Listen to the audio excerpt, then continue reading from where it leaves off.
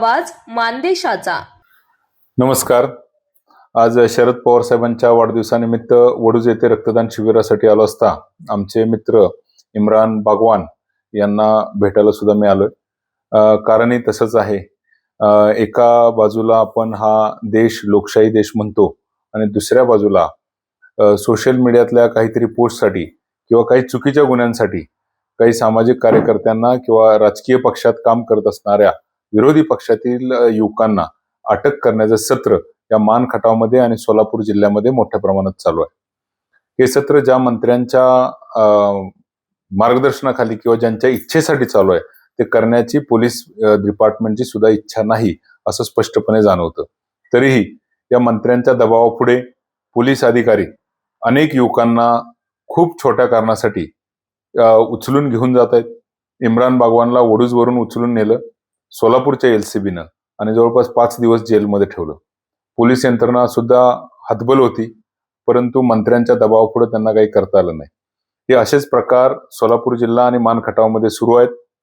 या प्रकाराच्या विरोधात जनसामान्यामध्ये प्रचंड चीड आहे आणि या चिडीला कुठेतरी त्याचा हा दबावाचा फुगा फुटणार आहे आणि त्या संदर्भात मी माननीय शरदचंद्रजी पवार साहेब यांना भेटून त्यांच्या कानावर सुद्धा हे घालणार आहे आणि माननीय गृहमंत्री साहेबांना सुद्धा एक पत्र देऊन त्यांच्या कानावरही हा प्रकार घालणार आहे।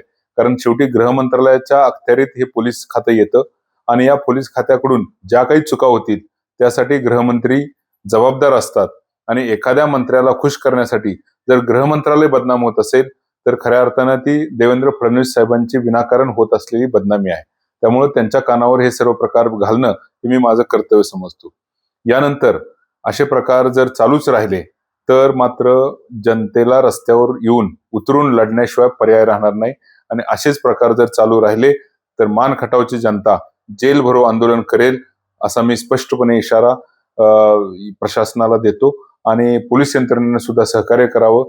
विनाकारण चुकीच्या गोष्टीसाठी दबावाला बळी पडून असे गुन्हे दाखल करू नयेत आणि युवकांना अशा पद्धतीने त्रास देऊ नये अशी मी पोलीस प्रशासनाला विनंती करतो। पण येणारा काळ हा अवघड काळ आहे, माझ्यासह माझ्या सर्व कार्यकर्त्यांसाठी अवघड काळ आहे आणि अशा काळात संघटितपणे या इन्स्टिट्यूशनल गुन्हेगारी म्हणजे त्या यंत्रणेचा गैरवापर करून केलेल्या गुन्हेगारीला आम्ही संघटितपणे लढा देऊ एवढाच मी या ठिकाणी एक इशारा देतो आणि थांबतो। आपल्या जिल्ह्यातील तालुक्यातील लेटेस्ट बातम्या पाहण्यासाठी आजच मान चौफेर न्यूज चॅनलला YouTube वर सबस्क्राईब करा आणि बेल आयकॉन प्रेस करा।